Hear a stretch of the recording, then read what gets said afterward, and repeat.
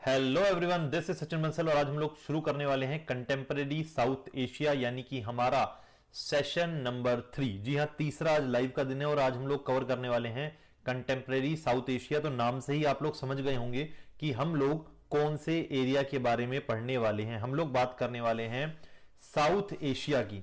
Asia अपने आप में एक बहुत बड़ा कॉन्टिनेंट है और उसके अंदर सिर्फ साउथ एशिया को हम लोग कवर करेंगे और इंडिया भी साउथ एशिया का ही पार्ट है। सबसे पहले मैप देख लीजिए एक बार, तो आपको समझ में आएगा कि साउथ एशिया क्या क्या है। यहां अगर आपको दिख रहा होगा, मेरे जो कर्सर है बस उस पर नजर रखिएगा जहां मैंने हाईलाइट किया हुआ है। ये वाला जो पार्ट है, this is Afghanistan, this one is Pakistan, this is India as you all know. उसके बाद यहां पर जो डार्क ब्लू में है थोड़ा ज्यादा, दिस इज नेपाल। ये जो हल्का पिंक में है या यू कैन से पर्पल में है, this is Bhutan. This one is Bangladesh, जो पहले ईस्ट पाकिस्तान के नाम से भी जाना जाता था। ये पूरी कहानी आज हम पढ़ेंगे। एंड देन नीचे यहां पर आपको जो दिख रहा है हल्का ऑरेंज सा पेल सा कलर है, दैट इज श्रीलंका। एंड नीचे छोटे छोटे डॉट्स आपको दिखाई दे रहे होंगे जहां पे मैं अपने कर्सर को मूव कर रहा हूं। This is what, this is Maldives. ठीक है जी, तो ये 8 देश मिलकर बनाते हैं साउथ एशिया। ठीक है, साउथ ईस्ट एशिया कल पढ़ा था, है ना। आज हम पढ़ेंगे साउथ एशिया। हेलो दिशा, हेलो कार्तिक, हेलो चोकोमोको ओके, ठीक है जी।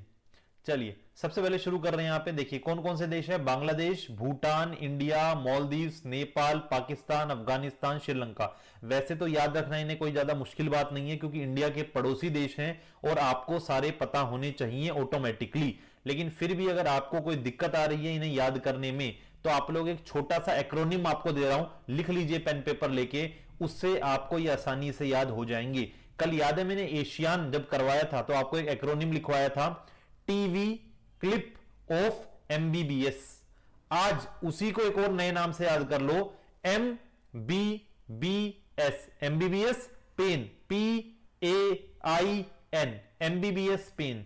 एम से क्या आएगा, एम से आपका मॉलडीव्स, बी से क्या आएगा बांग्लादेश, बी से क्या आएगा भूटान, एस से क्या आएगा श्रीलंका। एमबीबीएस हो गया। पेन, पी से क्या आएगा पाकिस्तान, ए से अफगानिस्तान, आई से इंडिया, एन से नेपाल। 8 देश याद हो गए। एमबीबीएस पेन, PAIN लिख लीजिए कहीं पे, याद रहेगा। अफगानिस्तान इसका 8वां मेंबर बना था 2007 में। साउथ एशिया वैसे तो डायरेक्शन है, बट इन्होंने अपनी एक ऑर्गेनाइजेशन भी बनाई हुई है जिसके बारे में हम लास्ट में पढ़ेंगे, जिसका नाम सार्क है, SAARC।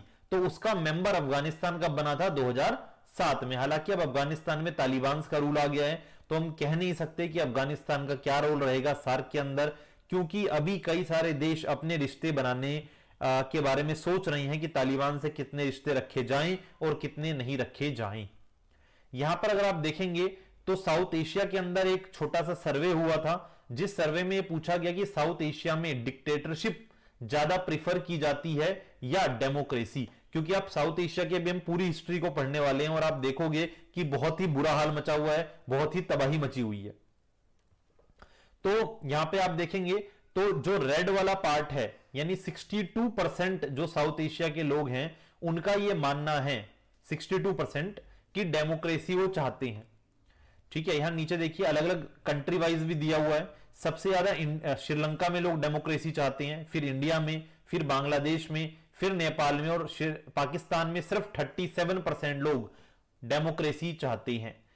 येलो वाला वो पार्ट है जो लोग मानते हैं कि कभी कभी डिक्टेटरशिप बहुत जरूरी है, 10% लोग हैं ऐसे। तो आप देख सकते हैं उसके अंदर भी पाकिस्तान सबसे आगे है डिक्टेटरशिप में। और ऐसे लोग जिन्हें कोई फर्क ही नहीं पड़ता, मुझे फर्क ही नहीं पड़ता, तो ऐसे लोग भी यहां पर आपको दिख जाएंगे। 28% हैं ऐसे लोग जिन्हें कोई फर्क ही नहीं पड़ता। ठीक है जी, तो ये एक डेटा है। आपसे क्वेश्चन पूछा जाएगा कि क्या साउथ एशिया के लोग डेमोक्रेसी चाहते हैं, एग्जाम्पल के साथ बताइए। तो उसके अंदर आप पहले सर्वे का जिक्र कर सकते हैं और फिर अपना कुछ ज्ञान जो मैं इस पूरे चैप्टर के अंदर आपको देने वाला हूं, एग्जाम्पल्स आप लिख के आ सकते हो कि देखिए पाकिस्तान के अंदर क्या हुआ, इंडिया में क्या हुआ, नेपाल में क्या हुआ, वो सारे एग्जाम्पल आप लिख सकते हैं। क्वेश्चन ये आएगा कि Y democracy is the first choice of the people of south Asia. लिखना किसी को लिख लीजिए, Y democracy is the first preference of the people of south Asia. उसके बाद ये मैप हम देख ही चुके हैं ऑलरेडी, आगे बढ़ते हैं हम। यहां देखिए आप, ये कुछ डेटा है जो बताता है कि देश कितना तरक्की कर रहा है। यहां पर है लाइफ एक्सपेक्टेंसी, यानी कितनी उम्र एक पर्सन अगर पैदा हो रहा है तो जिएगा। यहां पर है एडल्ट लिटरेसी रेट, यानी कितने लोग पढ़े लिखे हैं। यहां पर है एनरोलमेंट रेशियो, यानी कितने बच्चे जो हैं उन्होंने सेकेंडरी एजुकेशन में पार्टिसिपेट किया। यहां पे जीडीपी है। यहां पे इन्फेंट मोर्टेलिटी रेट है, यानी कितने लोग जो हैं, कितने बच्चे पैदा होने के 1 साल के अंदर ही उनकी डेथ हो गई। यहां पर टीबी केसेस हैं कि 1 लाख लोगों पर कितने टीबी केसेस इन देशों में हैं। और यहां पर है पर इनकम बिलो पॉवर्टी लाइन, कितने लोग हैं जिनकी इनकम पॉवर्टी लाइन से भी कम है। ठीक है जी। तो अब देखिए यहां पे अगर आप डेटा को देखेंगे तो इस सारे डेटा में सबसे अच्छा जो कर रहा है वो है श्रीलंका। श्रीलंका हर चीज में हर देश से आगे है, इंडिया से भी आगे है। इसी वजह से जो ओवरऑल एचडीआई इंडेक्स बनता है, एचडीआई रैंक बनती है, ह्यूमन डेवलपमेंट इंडेक्स, यानी आपके देश में एक इंसान कितनी बेहतर जिंदगी जी रहा है, उसमें इन सारे देशों में श्रीलंका बहुत बेटर है, बहुत बेटर। 76 नंबर पर आता है। इंडिया खुद 130 नंबर पर आता है, यानी हमसे 129 देश और हैं जो बहुत बेटर हैं, जहां पे लोग ज्यादा अच्छी जिंदगी जी रहे हैं। हम दुनिया में 130 नंबर पर आते हैं। तो इस बात को भी ध्यान रखिएगा। क्वेश्चन आपसे पूछा जाएगा कि श्रीलंका जो है उसके अंदर लगातार सिविल वॉर होती रही, वो हम कहानी में पढ़ेंगे, उसके बावजूद श्रीलंका ह्यूमन डेवलपमेंट इंडेक्स में सबसे आगे है। क्यों? ठीक है जी। तो इस क्वेश्चन को हम तभी सॉल्व करेंगे जब हम श्रीलंका की कहानी पढ़ना शुरू करेंगे तब। चलिए अब आता है आपके सामने पाकिस्तान। तो पहली कहानी हम लोग यहीं से शुरू करने जा रहे हैं। पाकिस्तान आपका पड़ोसी, चहेता पड़ोसी। पाकिस्तान जब आजाद हुआ तो पाकिस्तान को आजाद करवाने वाले या पाकिस्तान के आप कह सकते हो फादर कौन थे? मोहम्मद अली जिन्ना। कौन थे? मोहम्मद अली जिन्ना। उसके बाद पाकिस्तान में कोशिश की गई कि पाकिस्तान में भी डेमोक्रेसी आए भारत की तरह। वो लोग डेमोक्रेसी को जमहूरियत बोलते हैं, कश्मीर के लोग भी बोलते हैं जमहूरियत, उर्दू भाषा है। तो वहां पे जमहूरियत लाने की कोशिश की गई, डेमोक्रेसी लाने की कोशिश की गई पाकिस्तान के अंदर। लेकिन जिसने पाकिस्तान को बनाया, मोहम्मद अली जिन्ना, वो व्यक्ति ज्यादा लंबे टाइम तक जी नहीं पाए। पाकिस्तान बनने के कुछ महीनों बाद ही उनकी डेथ हो गई, क्योंकि वो एक बीमारी से पीड़ित थे पहले ही। तो बाद में लियाकत अली खान साहब पहले प्राइम मिनिस्टर बने, जिनकी फोटो मैंने यहां साथ में लगा रखी है, मोहम्मद अली जिन्ना के। ठीक है ना, ये पहले वहां के प्रधानमंत्री बने। लेकिन बहुत अनस्टेबिलिटी पाकिस्तान में हो चुकी थी और उसका फायदा उठाया पाकिस्तान की आर्मी ने, जिस आर्मी ने मौका देख के वहां के पीएम को डिच किया और वहां पे कू कर लिया। COUP, कू का मतलब होता है जब आप ताकत के बल पे किसी देश को अपने कब्जे में ले लेते हो। जब उस देश की मिलिट्री ही उस देश को अपने कब्जे में ले लेती है तो उसे मिलिट्री कू कहते हैं। तो पहला कू पाकिस्तान में किसने किया? जनरल आयूब खान। नाम याद कर लीजिए, पाकिस्तान में पहला कू किसने किया? जनरल आयूब खान। जनरल आयूब खान ने कू कर लिया, देश को लीड कर रहे थे। फिर क्या होता है? इंडिया के साथ वॉर होती है। कौन सी वॉर होती है? 1965 की वॉर होती है। ठीक, 1965 की वॉर के अंदर पाकिस्तान हार जाता है, जिससे लोगों में एक डिससेटिस्फेक्शन होता है आयूब खान के खिलाफ और फाइनली आयूब खान को बैक स्टेप लेना पड़ता है। लेकिन तभी डेमोक्रेसी नहीं आती। पाकिस्तान के एक और मिलिट्री जनरल आगे आते हैं और कुर्सी अपने हाथ में ले लेते हैं, जिनका नाम था general Yahya Khan. General Yahya Khan. General Yahya Khan जो हैं, इनके बारे में आपने एक मूवी के अंदर देखा होगा, मूवी का नाम है सैम बहादुर। उसके अंदर जनरल याया खान को बखूबी दिखाया गया है और बताया गया था कि आजादी से पहले जनरल मानिक शो और याया खान अच्छे दोस्त भी हुआ करते थे। जनरल याया खान पावर में आते हैं, लेकिन अगेन वही होता है कि इंडिया के साथ एक और युद्ध होता है और जिसमें इंडिया बांग्लादेश को अलग कर देता है और एक नया देश डिक्लेयर कर देता है। 1971 की वॉर, जिसमें जनरल याया खान बुरी तरह हार जाते हैं। इसका वो रिपरकशन क्या होता है कि लोग जो हैं वो जनरल याया खान को अब नहीं चाहते। जनरल याया खान को अब अपनी कुर्सी से हटना पड़ता है, लेकिन लोग अब देख रहे हैं कि इन आर्मी वालों से कुछ हो नहीं रहा, तो अब पाकिस्तान में डेमोक्रेसी की लहर आती है और पाकिस्तान के एक बड़े नेता जुल्फिकार अली भुट्टो पावर में आते हैं through democratic means. Zulfikar Ali Bhutto, ठीक है जी। तो जुल्फिकार अली भुट्टो रूल करना शुरू करते हैं डेमोक्रेटिकली, 5-6 साल ये रूल करते हैं। फाइनली एक और कू होता है, यानी मिलिट्री दोबारा पावर में आने की कोशिश करती है, और इस बार जो मिलिट्री के कमांडर हैं वो है जनरल जिया उल हक। जनरल जिया जो हैं वो जुल्फिकार अली भुट्टो को कुर्सी से उतरवा देते हैं, और हालात तो ये होते हैं कि बाद में चल के जुल्फिकार अली भुट्टो को फांसी तक सुना दी जाती है।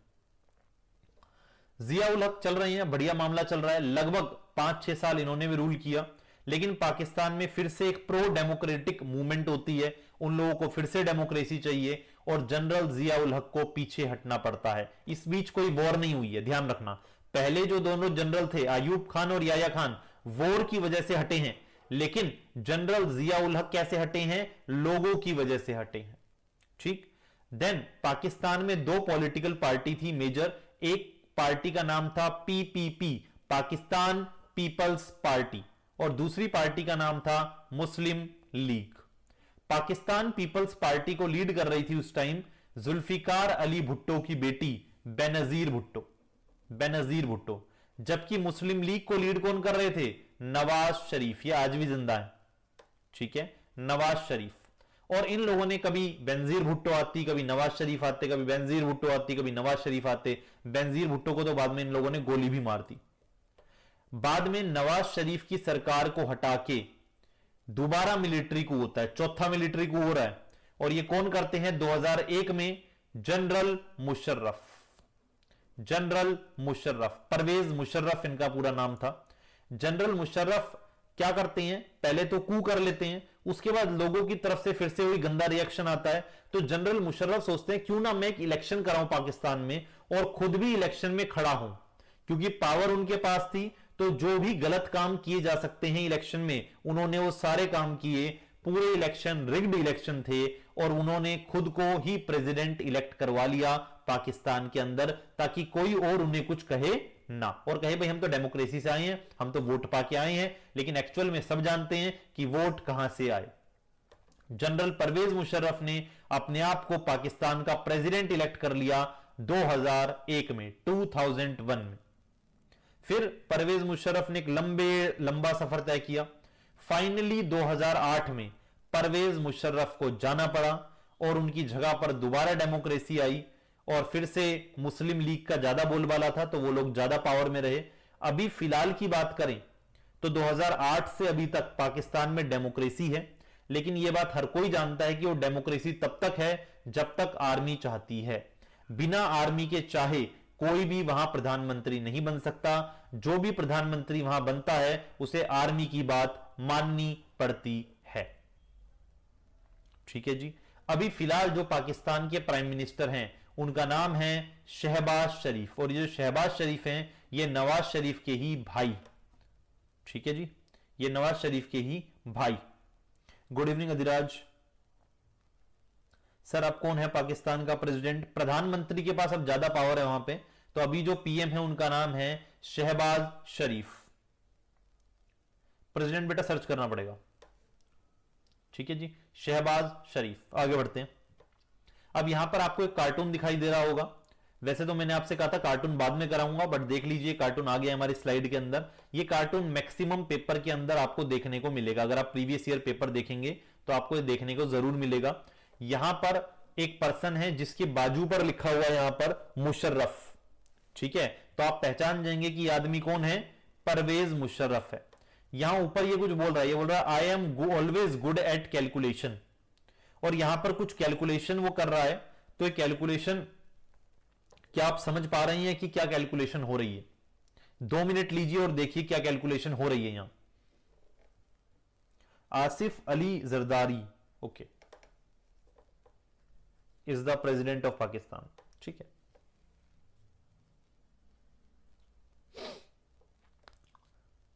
देखिए अगर आप ध्यान से देखेंगे तो ऊपर कुछ माइनस हो रहा है, फिर माइनस हो रहा है, फिर प्लस हो रहा है। मुशर्रफ साहब ने देखा कि अगर कोई प्रेसिडेंट है लेकिन उसे आर्मी सपोर्ट नहीं कर रही है तो उसकी पावर 0 है। अगर कोई आर्मी जनरल है लेकिन उसे डेमोक्रेटिक तरीके से वो नहीं आया है तब भी उसके पास पावर तो है। लेकिन अगर मैं आर्मी का हूं और मैं डेमोक्रेटिक तरीके से भी चुन के आऊं तो मेरी पावर क्या हो जाएगी, डबल हो जाएगी। और यही परवेज मुशर्रफ ने किया था। पहले उन्होंने कू किया, फिर फर्जी इलेक्शन कराए और खुद ही प्रेसिडेंट बन गए, जिससे मुशर्रफ की पावर डबल हो गई। तो इसलिए मुशर्रफ साहब कह रहे हैं कि I am always good at calculation. ठीक है जी, आई होप समझ में आ गया सबको। आगे बढ़ रहे हैं। तो मिलिट्री रूल क्यों है, ये जो फोटो मैंने यहां पे लगाई हुई है ऊपर की तरफ राइट हैंड साइड में, अगर आप देख पा रहे हैं तो ये फोटो परवेज मुशर्रफ साहब की है। ठीक है, ये फोटो परवेज मुशर्रफ साहब की है। सवाल है कि मिलिट्री रूल क्यों। ये क्वेश्चन पेपर में 2 नंबर में कई बार देखने को मिला है, वाई मिलिट्री रूल। या क्वेश्चन कई बार यह आता है कि military and democracy are the 2 sides of a same coin in Pakistan, why. तो सबसे पहली बात तो यह कि पाकिस्तान में जो डोमिनेट क्लास है, डोमिनेटेड मतलब सोशल डोमिनेंस जो क्लास रखती है वो कौन है, मिलिट्री है। बहुत पैसा इनके पास। क्लर्जी है, यानी जो पंडित पादरी होते हैं, जो मुसलमानों में उलेमाज होते हैं, है ना। और लैंड ओइंग एरिस्टोक्रेसी, यानी जिनके पास जमीन है, अमीर लोग। ये सारे लोग चाहते हैं कि मिलिट्री बनी रहे क्योंकि उनके साथ सौदेबाजी करना आसान होता है। दूसरा रीजन, पाकिस्तान का जो कॉन्फ्लिक्ट है इंडिया के साथ वो भी मदद करता है मिलिट्री को आने में, क्योंकि मिलिट्री पाकिस्तान के लोगों को डर दिखाती है कि अगर हम चले गए तो इंडिया आप पे अटैक कर देगा। हम ही तो हैं जो इंडिया को रोकेंगे आप पे अटैक करने से, तो अगर हम सरकार बना रहे हैं तो इसमें बुरा क्या है। तीसरा, the lack of genuine international support for democratic rule, यानी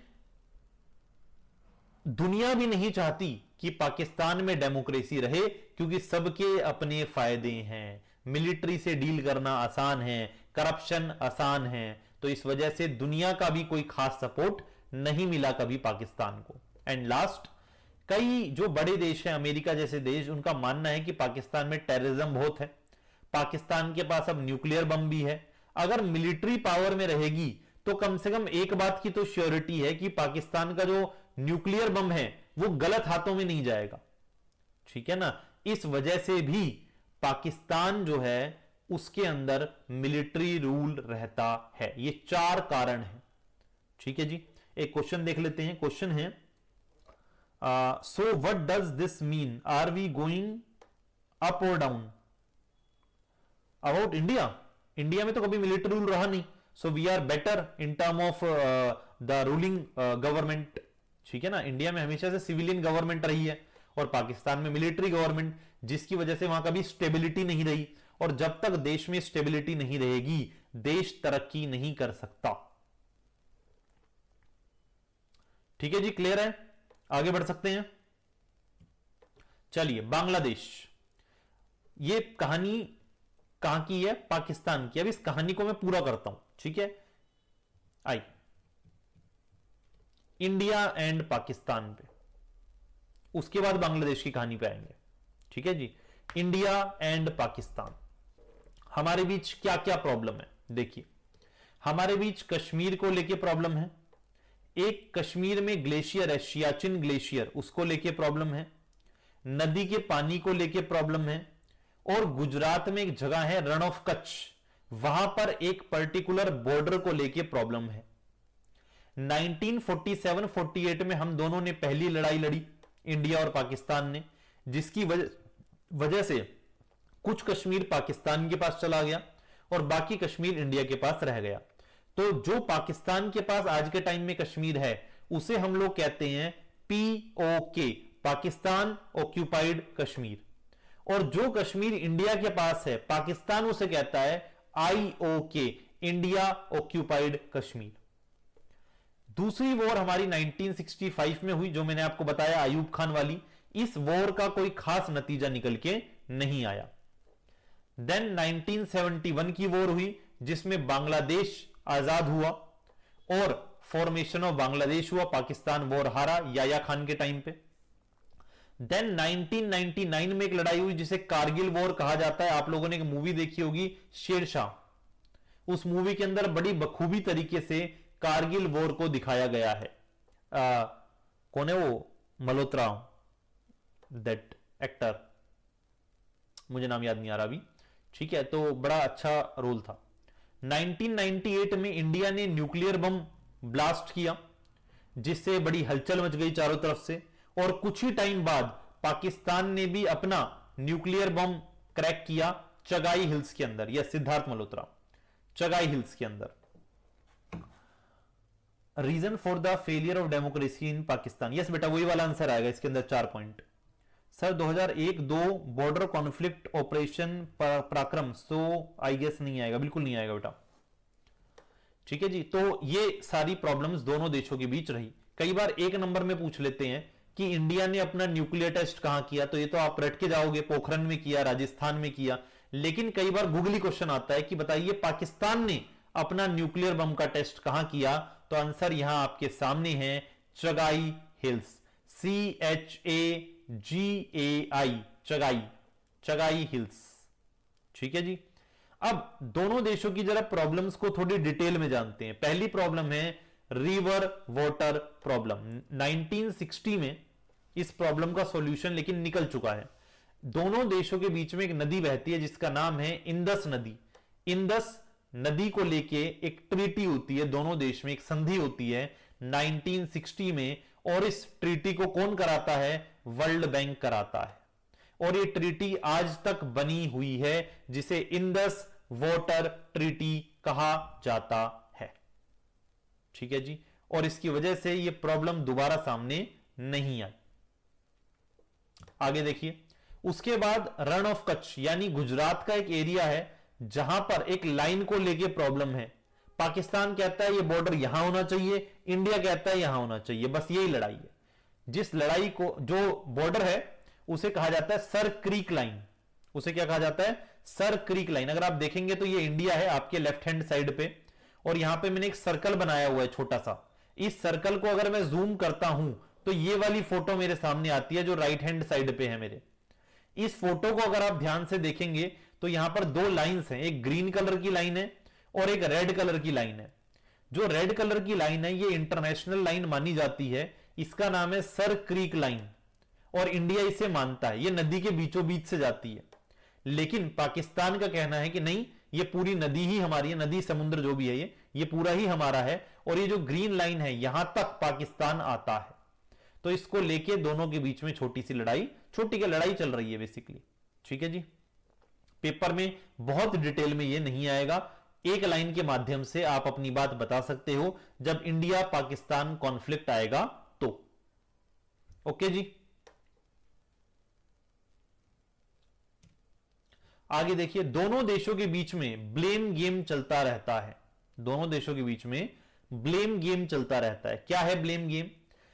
जो इंडियन गवर्नमेंट है वो पाकिस्तानी गवर्नमेंट पर ब्लेम करती रहती है कि पाकिस्तान जो है वो कश्मीर के अंदर जो यूथ है उसे भड़का रहा है, उन्हें आर्म्स प्रोवाइड कर रहा है, ट्रेनिंग प्रोवाइड कर रहा है, पैसा प्रोवाइड कर रहा है, प्रोटेक्शन प्रोवाइड कर रहा है कि वो इंडिया के अंदर हमला करे, टेररिस्ट स्ट्राइक करें।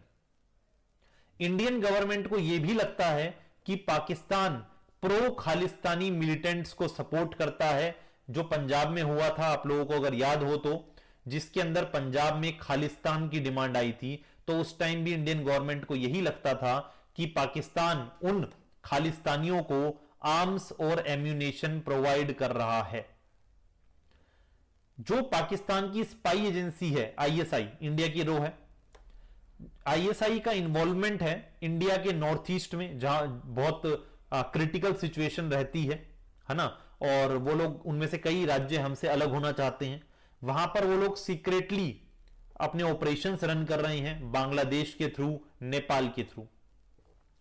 बट इतने सारे तो हम ब्लेम करते हैं, कुछ ब्लेम पाकिस्तान भी हमारे ऊपर कर रहा होगा। तो पाकिस्तानी गवर्नमेंट ब्लेम कर रही है कि पाकिस्तान में दो एरिया हैं, सिंध और बलूचिस्तान, कि इंडियन गवर्नमेंट हमारे इन एरियाज में प्रॉब्लम क्रिएट कर रही है और इन्हें वो पाकिस्तान से अलग करना चाहते हैं। बलूचिस्तान में तो एक्चुअल में प्रॉब्लम चल रही है। बलूचिस्तान पाकिस्तान का ही एक पार्ट है, बलूच एरिया, जो पाकिस्तान से अलग होने की बहुत लंबे टाइम से डिमांड कर रहा है। ठीक है जी, आई होप यहां तक समझ में आ गया है। स्क्रीनशॉट ले लीजिए या रीड कर लीजिए इसे तुरंत।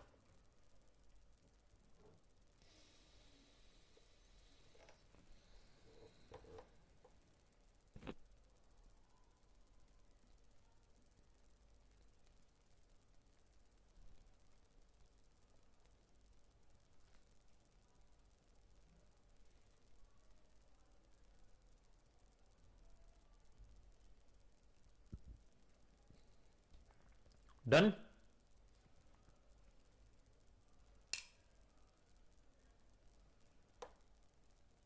चलिए, इंडिया एंड पाकिस्तान के बीच में हमने प्रॉब्लम्स तो सारी पढ़ ली। आइए कोऑपरेशन देखते हैं कि दोनों जो हैं वो कैसे आपस में कोऑपरेट कर रहे हैं, किन चीजों में हम लोग साथ मिलके चल रही हैं। जो दोनों कंट्रीज हैं इंडिया एंड पाकिस्तान, दोनों कॉन्फिडेंस बिल्डिंग मेजर्स का इस्तेमाल कर रही हैं ताकि रिस्क कम हो सके लड़ाइयों का। कॉन्फिडेंस बिल्डिंग मेजर क्या होता है? ये एक तरीका होता है कि एक देश कोई भी अगर आर्मी की एक्टिविटी कर रहा है तो उसके बारे में कुछ सूचनाएं अपने पड़ोसी को देगा, जिसके जरिए वो भरोसे में रहेगा कि भाई इंडिया कुछ गलत नहीं करने वाला हमारे खिलाफ। तो कॉन्फिडेंस बिल्ड करके रखना है उसके सामने ताकि कोई दिक्कत ना हो, वॉर के रिस्क को कम किया जा सके। सोशल एक्टिविस्ट जो होते हैं, जो बड़ी बड़ी प्रोमिनेंट पर्सनैलिटीज है, वो लोग भी आपस में कोलैबोरेट कर सकती हैं एक अच्छा इंवायरमेंट बनाने के लिए। बट आज के हालात आप देखोगे तो ऐसा कुछ नहीं हो रहा है। जो पाकिस्तानी फिल्म इंडस्ट्री से लोग पहले इंडिया में आते थे, बॉलीवुड मूवीज में आते थे, उन सबको भगा दिया गया है। इवन इंडिया जो है वो पाकिस्तान की धरती पर क्रिकेट खेलना भी पसंद नहीं कर रही है। तो फिलहाल के हालात बिल्कुल अलग हैं जो बुक में लिखा है उसके मुकाबले, लेकिन ऐसा पहले हो रहा था। जो लीडर्स हैं वो अलग अलग समिट्स में मिलते हैं, कभी यूएन में मिलते हैं, तो कभी एससीओ के अंदर मिलते हैं, कभी सार्क में मिलते हैं। तो अलग अलग समिट्स के अंदर ये देश आपस में मिलते हैं, बैठते हैं, बातचीत करते हैं, और हमारे देश के हर प्रधानमंत्री ने कोशिश की इस मसले को सॉल्व करने की। इवन जब 2014 में नरेंद्र मोदी देश के प्रधानमंत्री बने तो उन्होंने भी पहले कोशिश की पाकिस्तान से बातचीत करने की। एक दिन अचानक जो नरेंद्र मोदी थे वो कहीं से आ रहे थे और उन्होंने अचानक कहा कि मुझे पाकिस्तान जाना है। वो प्लेन में थे, अचानक पाकिस्तान के अंदर प्लेन को डाइवर्ट किया गया। ये बहुत बड़ी बात थी क्योंकि पिछले 10 साल से कोई भी प्रधानमंत्री पाकिस्तान नहीं गया था। डॉक्टर मनमोहन सिंह 10 साल देश के पीएम रहे लेकिन कभी पाकिस्तान नहीं गए। अचानक प्लेन, और वो भी बिना किसी सूचना के, इंडिया का प्लेन पाकिस्तान में लैंड होता है। पाकिस्तानी मीडिया को जब ये खबर लगती है तो चारों तरफ भौकाल मच जाता है कि इंडियन प्रधानमंत्री पाकिस्तान की धरती पे, इंडिया के प्रधानमंत्री पाकिस्तान की धरती पे।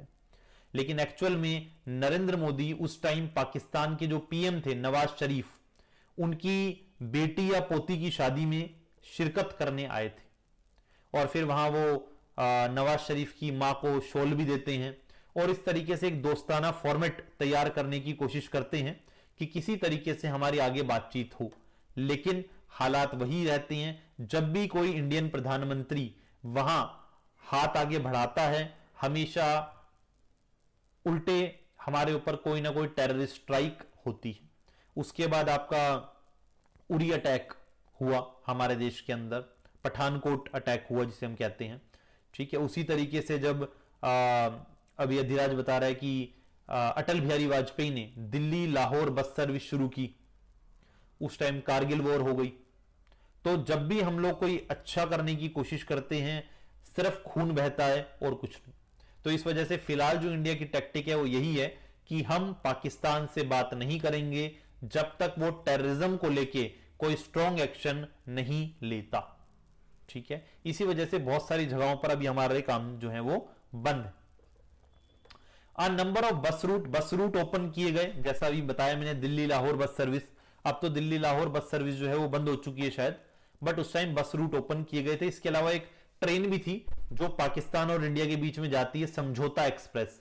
आपने अगर मूवी देखी हो सलमान खान की बजरंगी भाईजान, तो उसके अंदर जो मुन्नी नाम की लड़की थी वो भी समझौता एक्सप्रेस से ही इंडिया आती, ठीक है ना।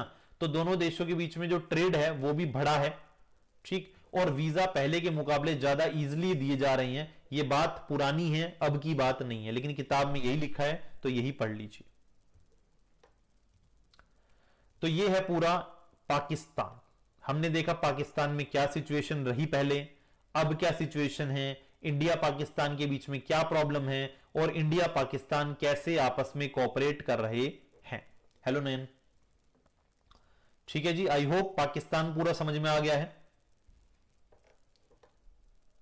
अगर पाकिस्तान समझ में आ गया तो बेटा एक बार थम्स अप कर दो, या साइड में एक बटन है शायद दिल वाला, उसे भी क्लिक कर सकते हो, थोड़ा सा मुझे आइडिया लग जाए। देन हम नेक्स्ट मूव करेंगे बांग्लादेश पर, ठीक है ना। हाँ ओके चलिए, ठीक है।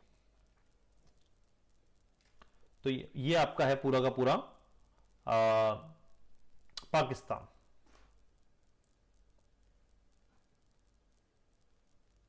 ये लो कुछ दिल मैं भी उड़ा देता हूं, ठीक है। चलिए बांग्लादेश। बांग्लादेश बांग्ला लोगों का देश, बांग्ला भाषी लोगों का देश, ठीक है। अब बांग्लादेश की कहानी को समझने की कोशिश करते हैं। देखिए एक समय था जब बहुत बड़ा बंगाल हुआ करता था, बंगाल जो है वो बहुत बड़ा होता था। ब्रिटिशर्स के टाइम की बात है ये, और बंगाल ब्रिटिशर्स का कैपिटल था, इंडिया का कैपिटल था। तो बंगाल के अंदर बहुत सारी एंटी ब्रिटिश एक्टिविटी होने लगी, नेशनलिस्ट मूवमेंट उठने लगी, बहुत सारे लोग बंगाली लोग ब्रिटिशर्स के खिलाफ हो गए। तो ब्रिटिशर्स को लगा कि हमें बंगाल को सबक सिखाना पड़ेगा, किसी तरीके से इस बंगाल को हमें काबू में करना पड़ेगा, वरना हमारी मुसीबत बढ़ती जा रही है बंगाल के अंदर। तो ब्रिटिशर्स ने बंगाल के दो हिस्से कर दिए, एक वेस्ट बंगाल और एक ईस्ट बंगाल, और यह देख के किए कि कहां पर मुस्लिम आबादी है और कहां पे हिंदू आबादी है, ताकि उनका जो मेन गेम है डिवाइड एंड रूल वो चल सके। तो यह बात है शायद 1905 की। बाद में जब देश आजाद हुआ हमारा, तो पाकिस्तान के मोहम्मद अली जिन्ना ने भी यही बात रखी कि जो ईस्ट बंगाल है ये हमें दे दीजिए, क्योंकि यहां तो मुसलमान रहते हैं, ठीक है। तो वो उन्हें दे दिया गया, उसका नाम हो गया ईस्ट पाकिस्तान। फिर अब ईस्ट पाकिस्तान के आगे की कहानी पढ़ते हैं। अब क्या है, पाकिस्तान दो हिस्सों में, एक इधर और एक इधर, दोनों पाकिस्तान है। इधर का जो पाकिस्तान है, वेस्ट पाकिस्तान, जो आज के टाइम में पाकिस्तान है, वहां पर ज्यादातर पंजाबी मुसलमान रहते, पंजाबी स्पीकिंग मुसलमान रहते। जबकि जो नीचे जो ईस्ट पाकिस्तान है, जो आज के टाइम में बांग्लादेश है, यहां पर रहते थे बंगाली मुसलमान, बंगाली बोलने वाले मुसलमान। और पंजाबी मुसलमान अपने आप को ज्यादा बेहतर समझते हैं बंगाली मुसलमानों को। कद काठी का भी फर्क है, शायद वो भी एक वजह हो सकती है, रेसिज्म की बात है यहां पर बेसिकली। तो हमेशा पंजाबी मुसलमानों के जरिए पूरे पाकिस्तान को रूल किया जाता था। और वही एक बार मौका आया जब याया खान हटे, तो देश में इलेक्शन हुए, और इलेक्शन के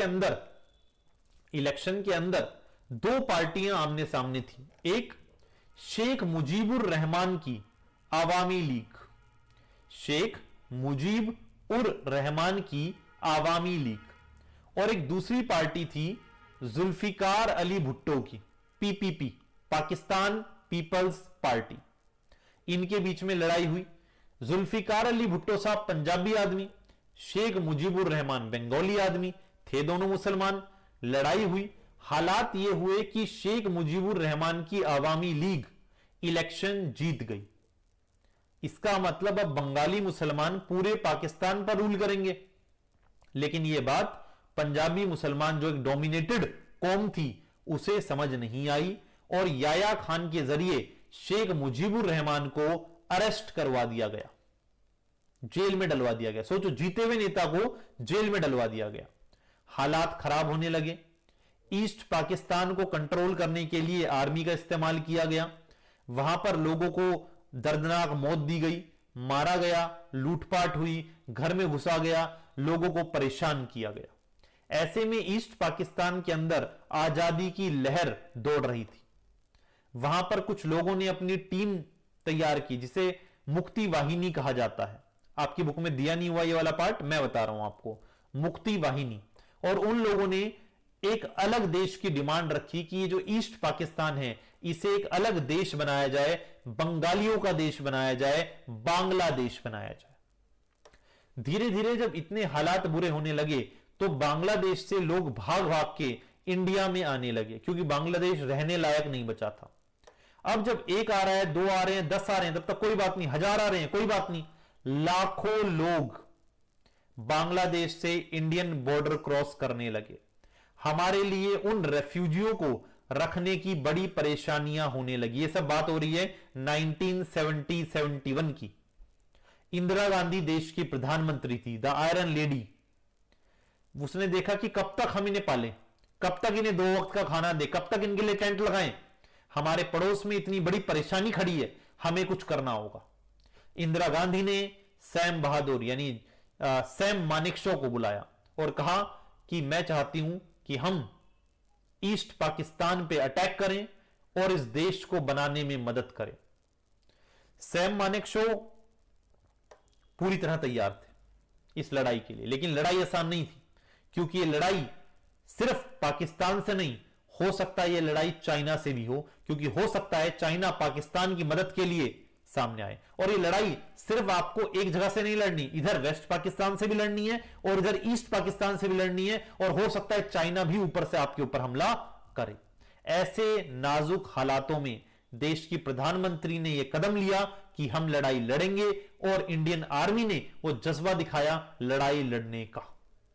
लड़ाई हुई और फाइनली इंडिया जीत गया। हम लोगों ने बांग्लादेश के कैपिटल ढाका को चारों तरफ से घेर लिया और वहां की आर्मी को मजबूर कर दिया सरेंडर करने के लिए। यह दुनिया का सबसे बड़ा सरेंडर था, जहां एक पूरी आर्मी दूसरे देश की आर्मी के सामने सरेंडर कर रही थी। यहां जो फोटो मैंने नीचे लगाई हुई है, यह उसी सरेंडर के टाइम की फोटो है, जहां Pakistani army, basically east Pakistan की आर्मी इंडियन आर्मी के सामने सरेंडर कर रही है। यह बात है दिसंबर 1971 की, दिसंबर 1971 की। बेटा चाइना साउथ एशिया का पार्ट नहीं है, डायरेक्शंस की वजह से। लोकेशन देखिए आप। ठीक है जी, आगे बढ़ते हैं। बांग्लादेश आजाद हो गया। बांग्लादेश ने कहा भाई हम डेमोक्रेसी में बिलीव करेंगे, बहुत अच्छी बात है। बांग्लादेश ने कहा हम सेक्युलर रहेंगे, हम मुसलमानों को सिर्फ फेवर नहीं करेंगे, हम सबके लिए होंगे, बहुत अच्छी बात है। डेमोक्रेसी लाए, सेक्युलरिज्म लाए, सोशलिज्म लाए, और फाइनली शेख मुजीबुर रहमान को फ्री किया गया, आजाद किया गया। शेख मुजीबुर रहमान बांग्लादेश के पहले प्रधानमंत्री बने। कुछ साल बांग्लादेश में चीजें बढ़िया चली। फिर एक दिन 1975 में शेख मुजीबुर रहमान को लगा यार मजा नहीं आ रहा है ना, कुछ हो ही नहीं रहा, थोड़ी सी और पावर में ले लूं तो चलेगा। तो शेख मुजीबुर रहमान ने कॉन्स्टिट्यूशन को अमेंड कर दिया और जो पार्लियामेंट्री फॉर्म ऑफ गवर्नमेंट थी उसे प्रेसिडेंशियल फॉर्म ऑफ गवर्नमेंट कर दिया। और आप लोगों को पता होगा प्रेसिडेंशियल फॉर्म ऑफ गवर्नमेंट में जो प्रेसिडेंट होता है उसके पास ज्यादा पावर होती है as compared to a PM of parliamentary government. तो उन्होंने कुछ ज्यादा पावर अपने पास रख ली। फिर कुछ समय बीता, उन्हें लगा नहीं मजा नहीं आ रहा, ये जो अपोजिशन है ये तंग करती रहती है।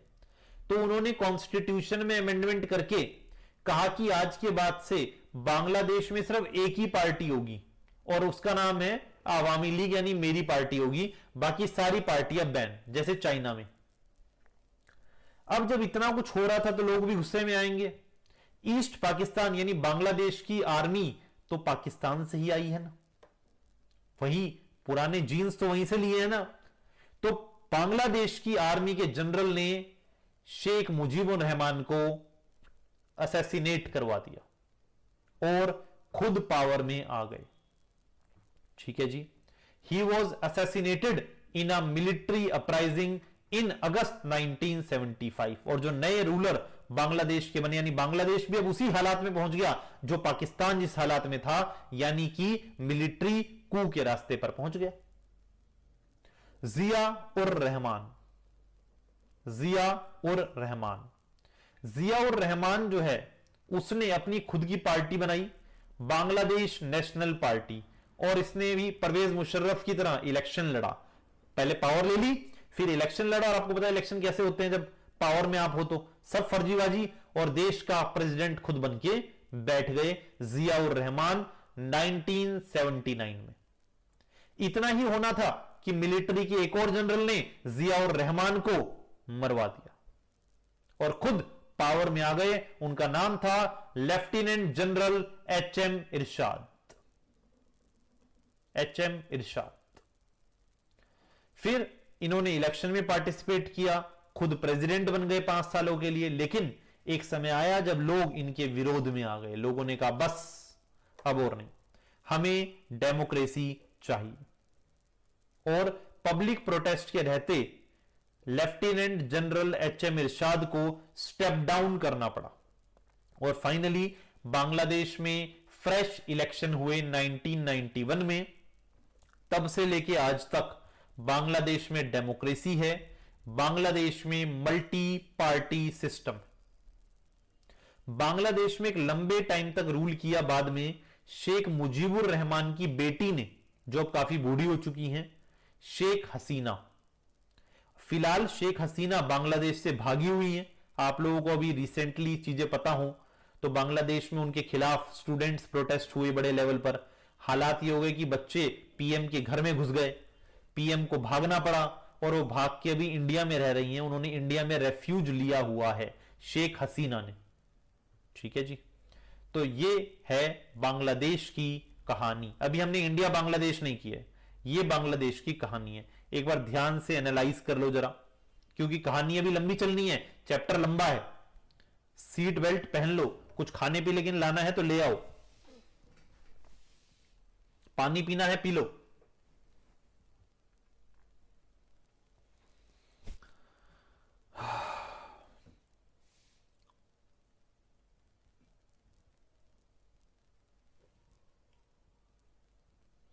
चले आगे, चले जी आगे चलें।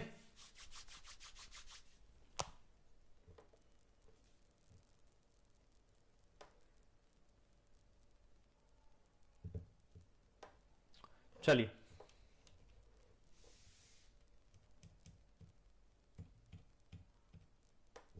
इंडिया एंड बांग्लादेश, क्या क्या परेशानियां हैं, कहां कहां कोऑपरेट कर रही हैं, ये सारी बातें इसमें हम जानेंगे। बांग्लादेश जो है उसकी और इंडिया की एक प्रॉब्लम है। आज भी आजादी के इतने टाइम बाद भी बांग्लादेश से लोग भाग भाग के इंडिया आ रहे हैं, जैसे हम लोग भाग भाग के अमेरिका जा रहे हैं। लेकिन जब भी हम बांग्लादेश को कहते हैं कि आपके यहां से लोग भाग के आए, बांग्लादेश साफ मुकर जाता है और कहता है हमारे लोग नहीं है। ठीक, तो इलीगल इमिग्रेशन एक बहुत बड़ी प्रॉब्लम है और उससे बड़ी प्रॉब्लम यह है कि बांग्लादेश उसे डिनाई कर देता है। इसके अलावा बांग्लादेश के अंदर कई सारे anti Indian Islamic fundamentalist group हैं जो इस्लाम के नाम पे बने हैं और इंडिया को सारे दिन बुरा भला कहते रहते हैं और बांग्लादेश कुछ नहीं कहता, उसकी सरकार कुछ नहीं कहती। इसके अलावा अगर आप ध्यान से देखेंगे मैप को तो इंडिया को अगर नॉर्थ ईस्ट में जाना है तो हमारे पास जगह बहुत कम है जाने के लिए। हम बांग्लादेश से कहते हैं कि हमें अपनी टेरिटरी से मूव करने दो, सामान वहां पहुंचाने दो। बांग्लादेश कहते हैं नहीं, तुम्हारी आर्मी हमारे देश से नहीं गुजरेगी। चलो समझ में आता है। बांग्लादेश के करीब ही म्यांमार के पास समुद्र के अंदर नेचुरल रिसोर्सेज हैं, गैसेज हैं, हम उसे एक्सट्रैक्ट करना चाहते हैं अपना पैसा लगा के। बांग्लादेश कहता है नहीं कर सकते। हम कहते हैं म्यांमार की तरफ से करने दो, कहते हैं वहां से भी नहीं कर सकते, हम नहीं करने देंगे। दोनों देशों के बीच में एक लंबे टाइम से बॉर्डर डिस्प्यूट चलता आ रहा था, अब नहीं है। नरेंद्र मोदी के आने के बाद इस बॉर्डर डिस्प्यूट को सॉल्व कर दिया गया है। इसके अलावा गंगा और ब्रह्मपुत्रा नदी के पानी को लेके भी परेशानी है इंडिया और बांग्लादेश में। हमारे देश की गंगा नदी बांग्लादेश में जाती है बंगाल से होते हुए, बंगाल में उसे हुगली कहा जाता है, और फिर वो बांग्लादेश में जाती है।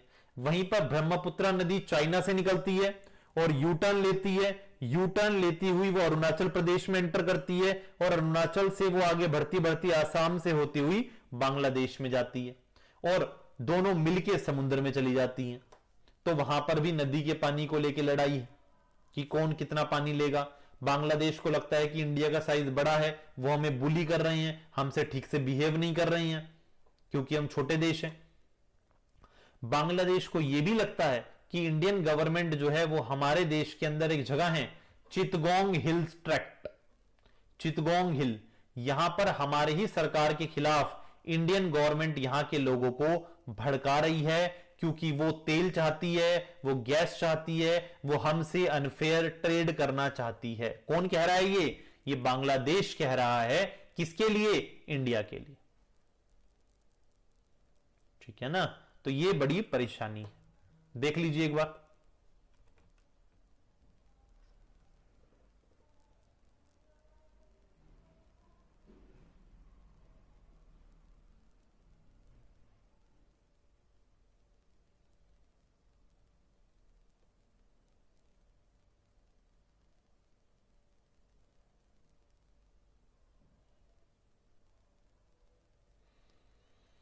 ठीक है जी। अब देखिए दोनों के बीच में कॉपरेशन कहां है, तो इकोनॉमिक रिलेशंस, पिछले 20 सालों में इंडिया पाकिस्तान के रिलेशन बेटर हुए हैं। मैंने आपको लास्ट क्लास में बताया था कि इंडिया की पॉलिसी है लुक ईस्ट पॉलिसी, जो क्या हो गई है एक्ट ईस्ट पॉलिसी, तो उसका भी बांग्लादेश एक बहुत बड़ा पार्ट रहा है। डिजास्टर मैनेजमेंट पे इंडिया बहुत मदद करता है बांग्लादेश की। इन्वायरमेंटल इशू पर दोनों देश कोऑपरेट करते हैं। 2015 में दोनों देशों के बीच का बॉर्डर डिस्प्यूट भी सॉल्व हो गया, और कोशिश की जा रही है कि और भी कई चीजों पर हम लोग मिलके काम करें, दोनों एक दूसरे के प्रति सेंसिटिव रहें, जो भी हमारे कॉमन थ्रेट्स हैं, खतरे हैं, उन खतरों को हम लोग देख पाए। ठीक है जी, तो ये है इंडिया एंड बांग्लादेश। अगली कहानी पर चलें, अगली कहानी पे चलें।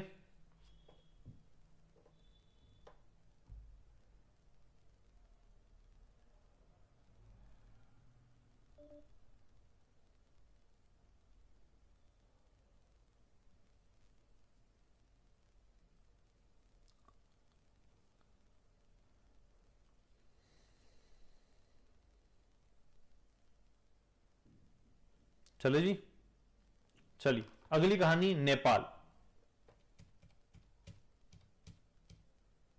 नेपाल, अगली कहानी है नेपाल। नेपाल की कहानी बड़ी रोचक है। ठीक है, नेपाल, नेपाल में राजा का रूल हुआ करता था। यह एक हिंदू राज्य हुआ करता था, क्योंकि इंडिया के बाद यही एक ऐसा देश है जहां इतनी तादाद में हिंदू हैं। यहां पे राजा का रूल होता था, यानी मोनार्की होती थी। लेकिन 1990 आते आते यहां पे लोगों ने विरोध करना शुरू किया और राजा को हटने की डिमांड की। राजा ने कहा मैं तो नहीं हट रहा, लेकिन आप लोग इतनी डिमांड कर ही रहे हैं तो चलो एक काम करते हैं, मैं तो रहूंगा, मेरे अलावा मैं आपको इजाजत देता हूं कि आप एक पार्लियामेंट बना लो, कॉन्स्टिट्यूशन बना लो, और जैसा ब्रिटेन है उसी तरह चल लो, बट पावर मेरे पास थोड़ी ज्यादा रहेगी। तो यानी कि मोनार्क ने यह इजाजत दे दी कि मोनार्की को कॉन्स्टिट्यूशनल मोनार्की में कन्वर्ट कर दिया जाए 1990 में। 10 साल बीते, 12 साल बीते, 2002 में राजा को लगा यार बहुत हो रहा है, it is too much of democracy.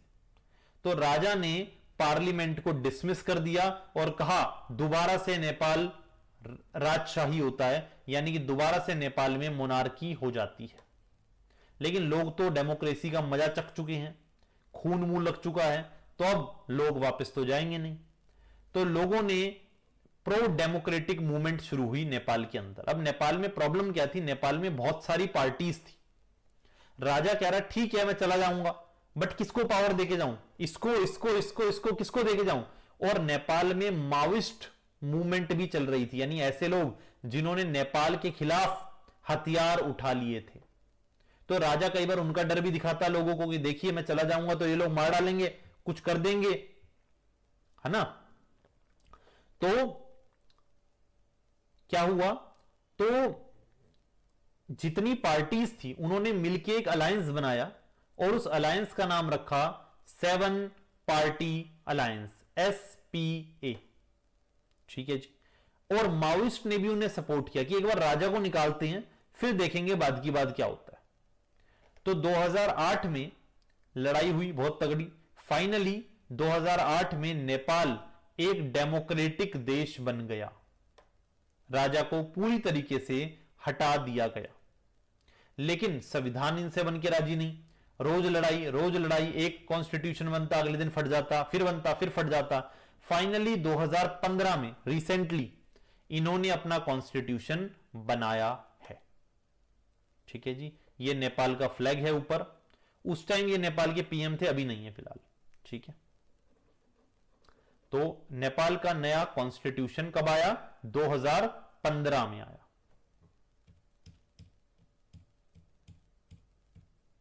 India and Nepal, India and Nepal क्या रिलेशन है भाई, नो वीजा एग्रीमेंट। अगर आपको इंडिया से नेपाल जाना है तो कोई वीजा नहीं चाहिए, नेपाल से इंडिया आना है तो कोई वीजा नहीं चाहिए। दोनों देश जो की सरकार जो है वो कई तरह के ट्रेड रिलेटेड डिस्प्यूट झेल चुकी है पास्ट में, अभी भी है लेकिन चल रहा है काम। नेपाल के चाइना से रिलेशन जब अच्छे होते हैं तो इंडिया को यह बात पसंद नहीं आती। इवन नेपाल में जो माओइस्ट हैं वो भी इंडिया के खिलाफ रहते हैं क्योंकि वो चाइना से ज्यादा प्रेम करते हैं। माओइस्ट कौन है, जो माओ की आइडियोलॉजी पर बने हैं। माओ कौन है, चाइना का पहला प्रेसिडेंट। ठीक है जी।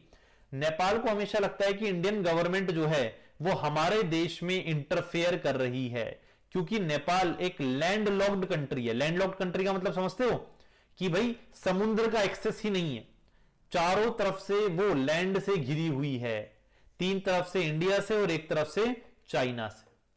तो चाइना जा नहीं सकती वो, क्यों, नेपाल वहां से मदद नहीं ले सकती क्योंकि हिमालय की पहाड़ियां हैं बड़ी बड़ी। तो उसे अपनी जरूरत की चीजों के लिए इंडिया पर ही डिपेंडेंट रहना पड़ता है।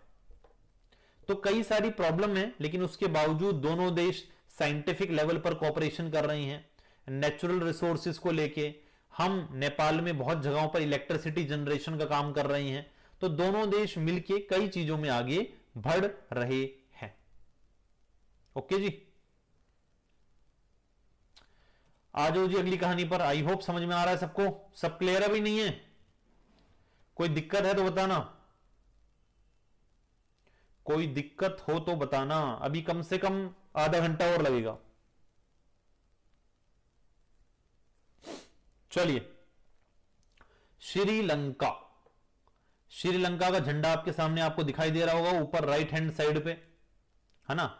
श्रीलंका में आप लोगों ने 10th क्लास में श्रीलंका की कहानी पढ़ी होगी कि श्रीलंका में 2 तरह के लोग रहते थे। कौन कौन, सिन्हाला और तमिल। तमिल भी 2 तरीके के, एक श्रीलंकन तमिल और एक इंडियन तमिल, जो ब्रिटिश टाइम में इंडिया से श्रीलंका गए थे।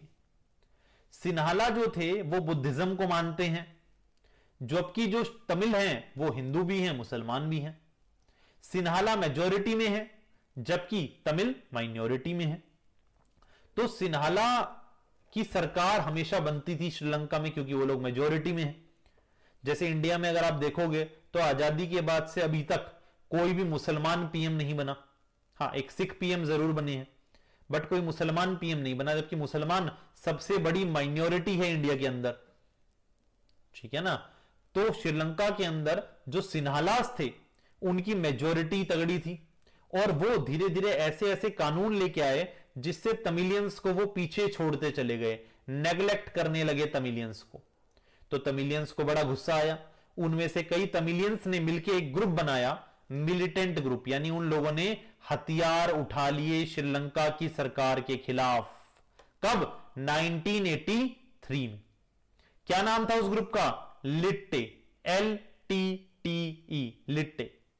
Liberation of Tamil tiger Eelam, और उन्होंने डिमांड की कि श्रीलंका के 2 टुकड़े कर दिए जाएं, एक सिन्हाला को मिल जाए और एक तमिलियंस को दे दो। ठीक, अब लड़ाई चल रही है, मामला बहुत गर्म हो गया, सिविल वॉर हो गई श्रीलंका के अंदर। ठीक, 1987 में, क्योंकि इसका असर इंडिया पर भी पड़ रहा था, इंडिया का जो तमिलनाडु है उस पर इसका असर पड़ रहा था। 1987 में इंडिया की सरकार ने श्रीलंका के साथ एक एग्रीमेंट साइन किया कि हम अपनी आर्मी भेजेंगे श्रीलंका के अंदर शांति करवाने के लिए। इंडिया ने अपनी आर्मी को भेजा, peace keeping force, Indian PKF, peace keeping force वहां भेजी गई। लेकिन तमिलियंस को यह बात बिल्कुल पसंद नहीं आई, हमारी आर्मी वहां बीच फाइट में फंस गई, और उसका असर क्या देखने को मिला कि हमारे ही लोग मारे जाने लगे। 1989 में इंडियन पीस कीपिंग फोर्स को वापस बुला लिया गया श्रीलंका से, बिना उसका ऑब्जेक्टिव अटेन किए। हो ही नहीं सकता था, हमारे लोग मर रहे हैं बेमतलब में, तो क्या उसमें क्या करें, वापस बुला लिया गया। लेकिन यह बात तमिलियंस को चुभ गई, उन्हें लग रहा था कि इंडिया क्यों इंटरफेयर कर रहा है हमारे मामले में, क्यों बार बार हमारे बीच में आ रहा है, और तमिलियंस ने ठान ली कि इंडियन गवर्नमेंट से बदला लेना है। और उन्होंने बदला लिया जब हमारे देश के प्रधानमंत्री राजीव गांधी एक रैली कर रहे थे तमिलनाडु के अंदर। उस समय एक तमिलियन लड़की उनके करीब आती है, उन्हें माला पहनाती है, और वो अपने पेट में बॉम्ब बांध के आई थी। She was a suicide bomber, वो लिट्टे की मेंबर थी, और हमारे देश के प्रधानमंत्री को बॉम्ब ब्लास्ट में उड़ा दिया गया। Rajiv Gandhi was assassinated by LTTE, LTTE। तो इस चीज का असर इंडिया को भुगतना पड़ा, इस चीज का खामियाजा इंडिया को भुगतना पड़ा। सिविल वॉर चली बहुत लंबे टाइम तक, इंडिया तो कुछ कर नहीं पाया, लेकिन 2 देश नॉर्वे और आइसलैंड की मदद से श्रीलंका में शांति आई, और फाइनली 2009 में जाके इनकी लड़ाई खत्म हुई। लेकिन सवाल यह आता है कि इतनी लंबी सिविल वॉर के बावजूद इंडिया ने इतना ज्यादा इकोनॉमिक ग्रोथ कैसे किया, ह्यूमन डेवलपमेंट कैसे किया श्रीलंका ने? तो उसकी वजह यही है कि श्रीलंका ने लगातार अपनी एजुकेशन पर ध्यान नहीं हटाया। सिविल वॉर चल रही है लेकिन बच्चे स्कूल जाएंगे, हॉस्पिटल्स पे काम किया, हर तरीके से अपने देश को आगे बढ़ाने का काम किया। श्रीलंका वो पहला देश था, डेवलपिंग देश, जिसने अपने यहां पर ग्रोथ ऑफ पॉपुलेशन को कंट्रोल किया। श्रीलंका वो पहला देश था साउथ एशिया के अंदर जिसने अपनी इकोनॉमी को लिबरलाइज किया, ओपन किया दुनिया के लिए। और इस तरीके से श्रीलंका धीरे धीरे तरक्की की तरफ बढ़ता चला गया।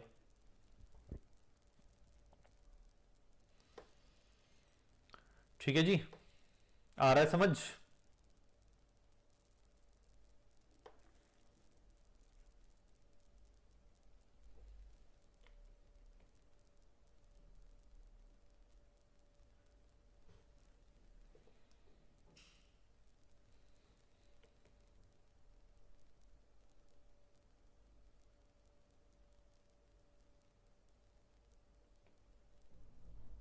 चलिए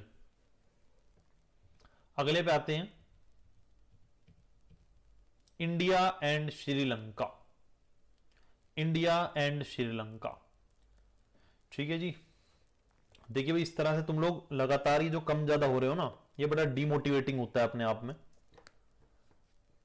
मैं रात को टाइम निकाल के स्पेशली तुम लोगों के लिए आ रहा हूं, 1.5 घंटे का चैप्टर है ये, ठीक है। थोड़ा सा जोश में रहो, ठीक है, और कोशिश करो कि स्ट्रीम को लोगों को शेयर करो, इंस्टाग्राम पे स्टोरी डालो किसी तरीके से, ताकि शायद 2-4 बच्चे और आ जाएं, मोटिवेट हो जाएं पढ़ने के लिए। पेपर करीब है। चलिए, इंडिया एंड श्रीलंका, तो क्या है भाई, दोनों देशों के बीच में कई सारी प्रॉब्लम हैं, लेकिन फिर भी इंडिया ने श्रीलंका के साथ कई एग्रीमेंट किए हैं, जैसे फ्री ट्रेड एग्रीमेंट, जिसमें इंडिया और श्रीलंका के रिलेशन को मजबूत करने की कोशिश की गई है। जब सुनामी आई थी तो उसके बाद इंडिया ने बड़ी मदद की श्रीलंका की, वहां पे दोबारा रिस्ट्रक्चरिंग करवाने में, इवन बहुत सारे घर भी, ये जो आप नीचे फोटो देख पा रहे होंगे, नरेंद्र मोदी श्रीलंका में जाके वहां के लोगों को अपने घरों का सर्टिफिकेट दे रही हैं जो इंडियन गवर्नमेंट ने बनवाए श्रीलंका के लोगों के लिए। तो इस तरह के कई सारे काम इंडियन गवर्नमेंट ने श्रीलंका में किए। क्लियर है जी, ये है श्रीलंका की कहानी। आगे बढ़ रहे हैं हम। अब आ जाओ, अब आ जाओ भूटान। भूटान पे, तो भूटान की क्या कहानी है?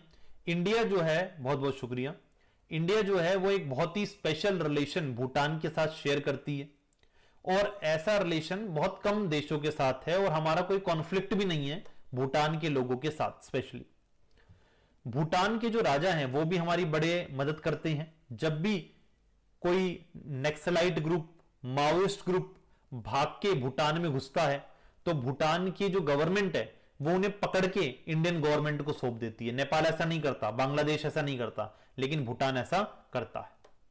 हमने भूटान में बहुत इन्वेस्टमेंट की है, वहां बड़े बड़े हाइड्रो इलेक्ट्रिक प्रोजेक्ट हमने सेटअप किए हैं, और भूटान की मदद में इंडिया एक बहुत बड़ा सोर्स है उनकी डेवलपमेंट में। भूटान की कहानी आपको नहीं दी हुई है इस चैप्टर के अंदर, तो वो आपको नहीं पढ़नी। बस भूटान भी खत्म। आ जाओ मॉलडीव्स पे। मॉलदीव्स की भी कहानी नहीं दी हुई, मोटी मोटी बातें दी हुई है। इंडिया के रिलेशन मॉलदीव्स के साथ हमेशा से वार्म और कॉर्डियल रहे हैं। नवंबर 1988 में कुछ तमिल मर्सनरीज ने मॉलदीव्स पे अटैक किया। वो श्रीलंका से आए थे, मॉलदीव्स पे अटैक किया। मॉलदीव्स के जो कह सकते हो कि पूरे सिस्टम को इन्होंने अपने कंट्रोल में ले लिया। तो मॉलदीव्स जो है वहां से एक एसओएस गया आसपास के देशों को, स्पेशली इंडिया को, कि बचाओ, हमारा पूरा देश कब्जे में आ गया है, हमारे रेडियो स्टेशन, हमारी एयरलाइंस, हमारा संसद सब कब्जे में आ गया है, बचाइए। इंडियन गवर्नमेंट ने मौका देख के तुरंत इंडियन एयरफोर्स को लॉन्च किया। इसे कहा गया ऑपरेशन कैक्टस, बुक में नहीं दिया हुआ ये। इंडियन एयरफोर्स को रवाना किया और नेवी को रवाना किया मॉलदीव्स के लिए, और मॉलदीव्स में जाके इस इन्वेजन को रोका। इंडिया लगातार मदद करता आया है इस देश की। अभी बीच में कुछ परेशानियां भी क्रिएट हो गई थी इंडिया और मॉलदीव्स के बीच में, लेकिन ये सब चीजें चलती रहती हैं। मॉलदीव्स में इंडिया के बहुत सारे लोग टूरिस्ट के तौर पर जाते हैं, और फिशरीज का एक बहुत बड़ा मार्केट मॉलदीव्स है। तो इंडिया और मॉलदीव्स के रिलेशन आपके सामने है। ठीक है जी, इतना ही पढ़ना है बस। आगे आइए, अब पढ़ते हैं अदर कॉन्फ्लिक्ट्स। सारे देश लगभग हमने पढ़ लिया, अफगानिस्तान की कहानी दीनी हुई है, ठीक है, तो वो हमें नहीं पढ़ना। और कॉन्फ्लिक्ट क्या है? क्या इंडिया के ही इन सबके साथ कॉन्फ्लिक्ट है? क्वेश्चन ये आता है पेपर के अंदर कि why India has so much conflict with all the south Asian neighbours? Because India shares border with all those countries, है ना। इंडिया का इतना बड़ा बॉर्डर है कि सब देशों के साथ लगता है, तो ऑफ कोर्स ये प्रॉब्लम होगी। India is located centrally, India is located centrally in this region, that's why this problem emerged again and again. लेकिन इसका मतलब यह नहीं है कि इन देशों में आपस में और कोई प्रॉब्लम नहीं है, बिल्कुल है। नेपाल और भूटान में लड़ाई है, बांग्लादेश और म्यांमार में लड़ाई है। बांग्लादेश से लोग म्यांमार भी जाते हैं, नेपाल से लोग भूटान भी आते हैं, भूटान से लोग नेपाल भी जाते हैं, नेपालीज भूटान में जाते हैं, ठीक है ना। एंड द रोहिंग्याज जो बांग्लादेशी मतलब बांग्लादेश से हैं, वो म्यांमार में जाते हैं। बांग्लादेश और नेपाल जो है उनके कुछ डिफरेंसेस भी हैं नदी के पानी को लेके, उनमें भी नदियां शेयर होती है पानी, तो उनमें नदी के पानी को लेके डिफरेंसेस हैं। तो ऐसे भी कई मुद्दे सामने हैं हमारे। आते हैं सार्क पे। ये जो साउथ एशिया के देश हैं, इन्होंने मिलके एक ऑर्गेनाइजेशन बनाई है, जैसे साउथ ईस्ट एशिया के लोगों ने बनाई थी, जैसे यूरोप के लोगों ने बनाई थी, उसी तरीके से साउथ एशिया के लोगों ने भी एक ऑर्गेनाइजेशन बनाई है जिसका नाम क्या है? SAARC, SAARC, south Asian association for regional cooperation. ये एक मेजर इनिशिएटिव है इन साउथ एशियन कंट्रीज का कि किसी तरीके से हम लोग कोऑपरेट कर पाए मल्टीलेटरल मींस से, ठीक। और ये कब बनी? 1985। इन लोगों ने भी एशियान की तरह एफटीए बनाया, उसको नाम इन्होंने दिया साफ्टा, एसए यानी south Asian FTA, free trade agreement. और इसके जरिए इन देशों ने आपस में एग्रीमेंट किया कि हम लोग आपस में ट्रेड करेंगे तो टैक्स कम लेंगे। यह एग्रीमेंट 2004 में साइन हुआ और इफेक्ट में आया 2006 में। साफ्टा का एम क्या था कि जो ट्रेड हो रहा है इन देशों के आपस में, उसमें टैक्सेस को कम किया जाए। लेकिन जो हमारे पड़ोसी देश हैं वो डरते हैं साफ्टा से, उन्हें लगता है कि ये इंडिया का तरीका है हमारी मार्केट में घुसने का, हमारी सोसाइटीज को इन्फ्लुएंस करने का, हमारी पॉलिटिक्स को इन्फ्लुएंस करने का। बिकॉज इंडिया तो बहुत बड़ा है, इंडिया में तो बहुत सारी एमएनसी हैं, तो इंडिया हमारे देश में घुस जाएगा पूरी तरह। इंडिया का रिलायंस, टाटा, अडानी हमारे देशों में घुस जाएंगे। इंडिया में कुछ लोगों को लगता है कि साफ्टा बेकारी है, क्यों खामखाम दूसरों की बुराई भी सुन रहे हैं, कुछ फायदा होना नहीं है, क्योंकि इंडिया ने पहले ही 3 देशों के साथ अलग से एग्रीमेंट किया हुआ है, भूटान, नेपाल और श्रीलंका, ठीक है। सार्क परफॉर्म क्यों नहीं कर पा रहा? उसकी वजह एक ही है, पाकिस्तान। इंडिया और पाकिस्तान में इतनी लड़ाइयां हैं कि हम कोई भी प्रपोजल सार्क में लाते हैं, पाकिस्तान रिजेक्ट कर देता है। पाकिस्तान कोई प्रपोजल यहां लाता है, हम रिजेक्ट कर देते हैं। तो क्या होगा? इससे आपस में लड़ाई ही बढ़ेगी। इसलिए सार्क ठीक से काम नहीं कर पा रहा है। अब आप लोगों ने पूरा साउथ एशिया पढ़ा, लगभग सारी कहानियां पढ़ी, ठीक। इस साउथ एशिया में 2 प्लेयर और हैं, और इसके ऊपर क्वेश्चन आता है पेपर के अंदर। एक तो सार्क पे आता है बहुत ज्यादा, ठीक है, और एक इन 2 प्लेयर्स पे आता है। क्वेश्चन आता है who are the key players in this South Asian region? तो आंसर है चाइना एंड यूएसए। अब आप कहोगे सर इनका क्या लेना देना साउथ एशिया से? बिल्कुल लेना देना है। जहां भी कुछ हो रहा है अमेरिका और चाइना का लेना देना है, because they both are super power. तो China and US remains a key player in the South Asian politics. Sino India, Sino India का मतलब है चाइना इंडिया के जो रिलेशन है वो पिछले 10 सालों में काफी इंप्रूव हुए हैं। चाइना लेकिन पाकिस्तान का एक मेजर पार्टनर है, जो इंडिया के लिए बड़ी परेशानी वाली बात है। जब से ग्लोबलाइजेशन आया है, डेवलपमेंट की डिमांड हुई है, तब से मजबूरन इंडिया और चाइना को करीब आना पड़ा है, और हम दोनों के इकोनॉमिक रिलेशन कई गुना बढ़े हैं। आप लोगों ने पिछले चैप्टर में देखा 336 मिलियन से 84 बिलियन तक पहुंच गया है हमारा ट्रेड। अमेरिका के भी दोनों से अच्छे रिलेशन है, इंडिया से भी, पाकिस्तान से भी। कई बार यूएस ये कोशिश भी कर चुका है कि हमारे बीच में मॉडरेटर का काम करे, और इंडिया से, नेपाल से, बांग्लादेश से, पाकिस्तान से, श्रीलंका से बहुत सारे लोग यूएस में रहते हैं। तो यूएस का एक बहुत बड़ा, हमारा एक बहुत बड़ा स्टेक अमेरिका में है। अमेरिका का आईटी सेक्टर हम लोगों की वजह से चल रहा है, मतलब हम लोग एक मेजर पार्ट है वहां का ना, हम साउथ एशियन लोग, ठीक है। तो साउथ एशियन जो डायस्पोरा है, डायस्पोरा का मतलब है साउथ एशियन पीपल, यूएसए के अंदर एक बड़ी पॉपुलेशन में है, बड़ी पॉपुलेशन में है, और वो इससे अमेरिका इस एरिया में बड़ी पैनी नजर रखता है। इस एरिया में सिक्योरिटी बनी रहे, पीस बना रहे, ऐसा अमेरिका हमेशा चाहता है, ठीक है जी। तो ये है आपका पूरा का पूरा chapter contemporary south Asia. I hope किसी का कोई डाउट तो नहीं है। कोई डाउट है तो प्लीज मुझे एक बार बता दीजिए। कल का जो चैप्टर था उसमें किसी का कोई डाउट है तो बता दीजिए। इस चैप्टर को आपको लर्न ही करना पड़ेगा, स्टोरीज को दिमाग में बिठाना पड़ेगा, और कोई तरीका नहीं है। कोई भी क्वेश्चन इस चैप्टर से आ सकता है। जो मेजरली आता है, एक तो ये चाइना यूएस वाला आता है कि कौन की प्लेयर हैं, और एक सार्क वाला आता है, वो कंफर्म है, मतलब काफी हद तक। बाकी आने को कोई भी आ सकता है, हो सकता है पाकिस्तान पूछ लें, नेपाल पूछ लें, मालदीव्स पूछ लें, कुछ भी पूछ सकते हैं। तो आई डोंट थिंक किसी का कोई डाउट है, वरना अब तक आ जाता। तो इसी को यहीं समाप्त करते हैं। बहुत बहुत शुक्रिया ज्वाइन करने के लिए। कल हम लोग 10:30 बजे फिर मिलेंगे अगले चैप्टर के साथ। और डिपेंड करता है भाई आप लोगों के रिस्पॉन्स पे। मैंने तो ये भी सोचा था कि भविष्य में सीयूईटी की क्लासेस कराऊंगा मैं पॉल साइंस की, लेकिन आप लोग कितना रिस्पॉन्ड करेंगे और कितने लोग ज्वाइन करेंगे उसके ऊपर सीयूईटी की क्लासेस डिपेंड करेंगी।